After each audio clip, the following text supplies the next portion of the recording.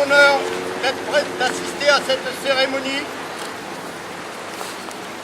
Monsieur le directeur du cabinet représentant le préfet de la Charente-Maritime, Monsieur le député de La Rochelle, Olivier Falorni, Madame Ferrand, représentant Monsieur Pusseron, Madame Marie-Lise Fleuret-Pagnou, représentant le maire de La Rochelle, et Monsieur Chekroun, président de la coordination et délégué aux anciens combattants.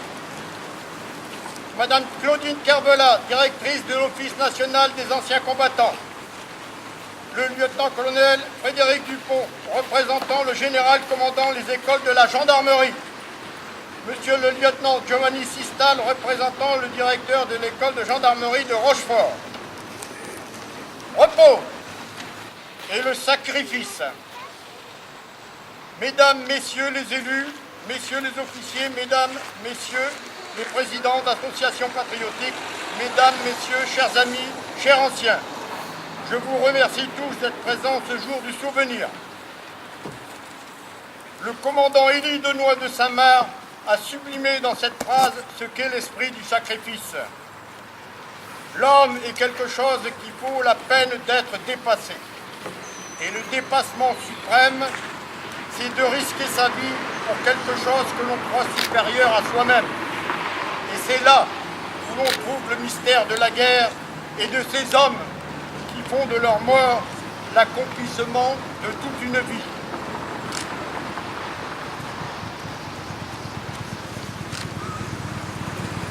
Nous serons en communion d'esprit avec la Légion active à Aubagne où, mardi, le colonel Loïc Corbel, portant la main articulée du capitaine d'Anjou, remontera la voie sacrée. Les accompagnateurs seront le major William Istre, l'adjudant-chef Victor Brabec, les adjudants Sébastien Reynard et le brigadier-chef Nassoufou Abdallah. La Légion étrangère est une exception humaine par la diversité de son recrutement, engageant des étrangers. Plus de 150 nationalités sont représentées. Exception militaire par le statut à titre étranger, elle est et demeure un creuset des valeurs républicaines et une école d'intégration. Du plus jeune au plus ancien, retraité ou d'actifs, tous se retrouvent en ce jour fraternel du 30 avril. Ils sont les témoins historiques des âpres combats menés par la Légion étrangère tout au long des années passées au service de la France. En ce jour du souvenir, l'amicale des Deux Charentes rend hommage à l'ensemble des disparus au service de la France et aux anciens qui nous ont quittés.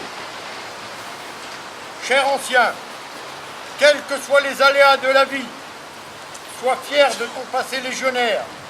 Dans tes activités, garde toujours à l'esprit et applique sans retenue le code d'honneur de l'ancien légionnaire.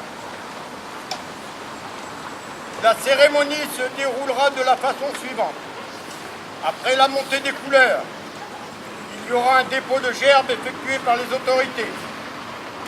Le général cardinal, vice-président de l'amicale, mais également délégué du Grand Sud-Ouest de la Fédération des sociétés d'anciens de la Légion étrangère, procédera à la lecture du récit du combat de Cameroun. À la fin du récit, nous penserons à nos morts. À l'issue des sonneries achevant la minute de silence, les autorités iront saluer les drapeaux. Je vous demanderai de bien vouloir rester sur place à la fin de la cérémonie. Merci. À l'issue de la cérémonie, vous êtes tous invités à la Maison du Portugal pour l'apéritif.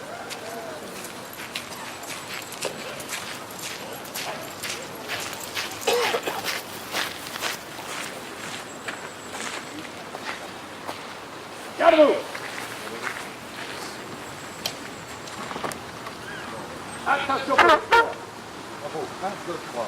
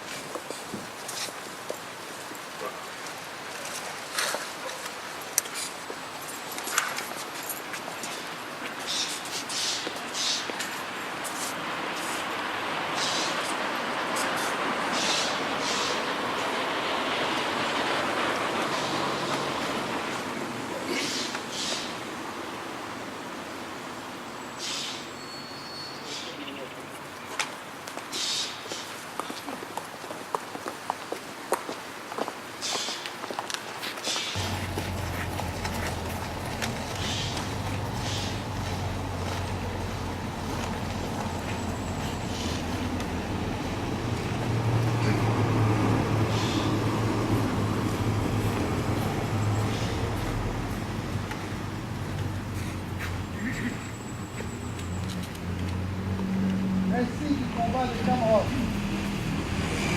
L'armée française a utilisé Cueva. La Légion avait pour mission d'assurer sur 120 km la circulation et la sécurité des convois.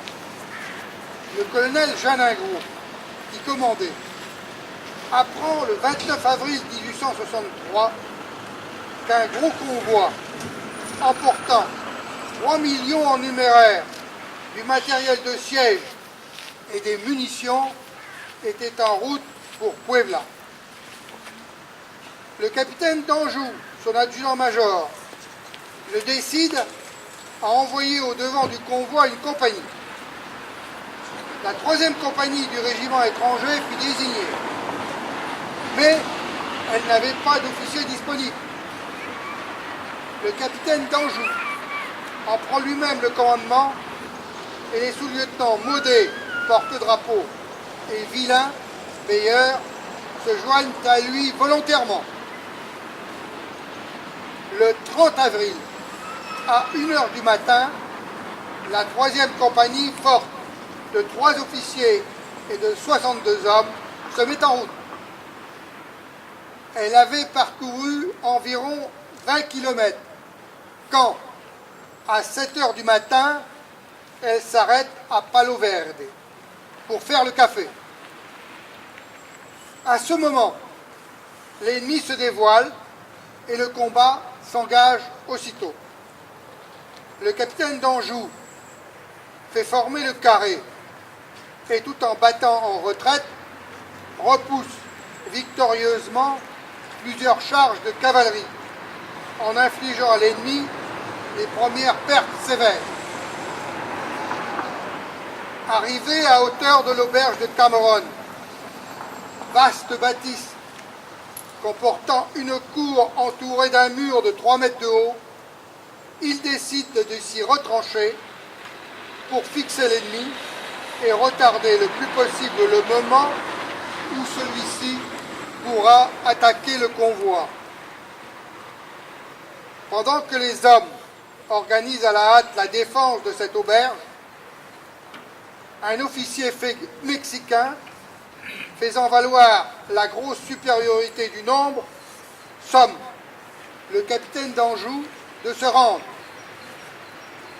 Celui-ci fait répondre: « Nous avons des cartouches et nous ne nous rendrons pas. » Puis, levant la main, il jura de se défendre jusqu'à la mort et fit prêter à ses hommes le même serment. Il était 10 heures. Jusqu'à 6 heures du soir, ces 60 hommes, qui n'avaient pas mangé ni bu depuis la veille, malgré l'extrême chaleur, la faim et la soif, résistent à 2000 Mexicains, 800 cavaliers et 1200 fantassins. À midi, le capitaine d'Anjou est tué d'une balle en pleine poitrine. À 2 heures, le sous-lieutenant Villain tombe, frappé d'une balle au front. À ce moment, le colonel mexicain réussit à mettre le feu à l'auberge. malgré la chaleur et la fumée qui viennent augmenter leur souffrance.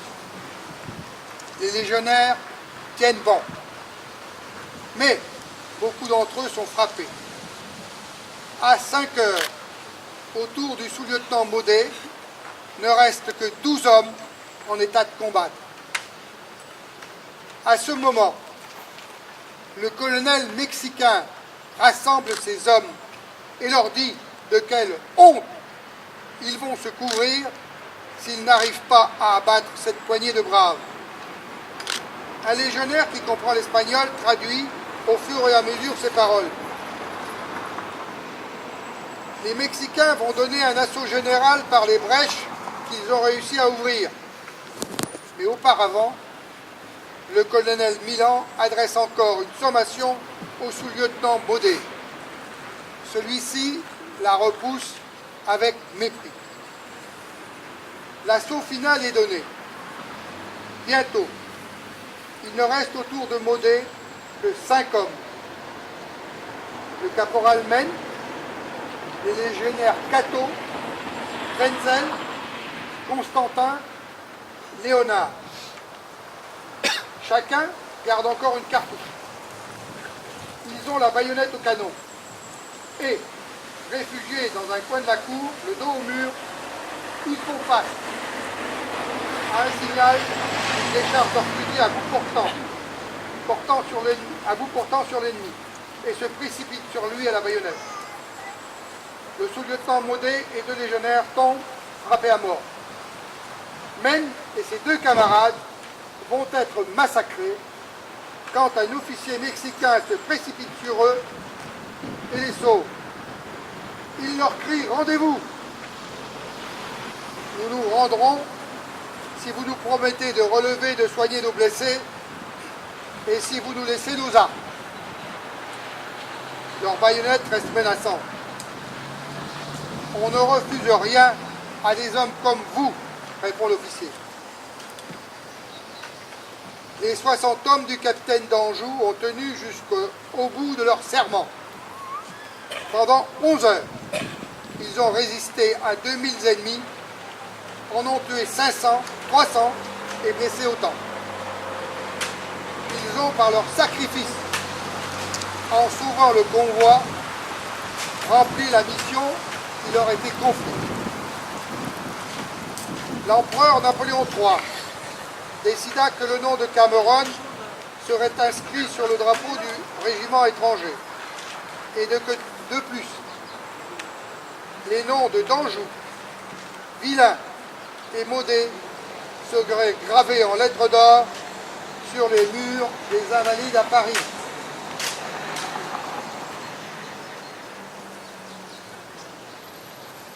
En outre, un monument fut élevé en 1892 sur l'emplacement du combat.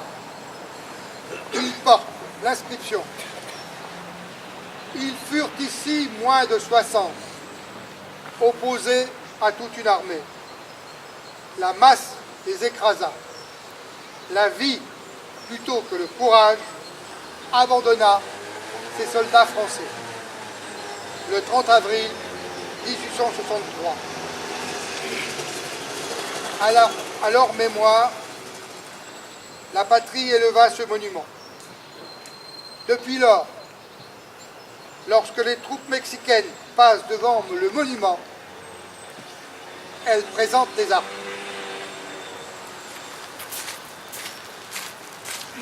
Aux morts!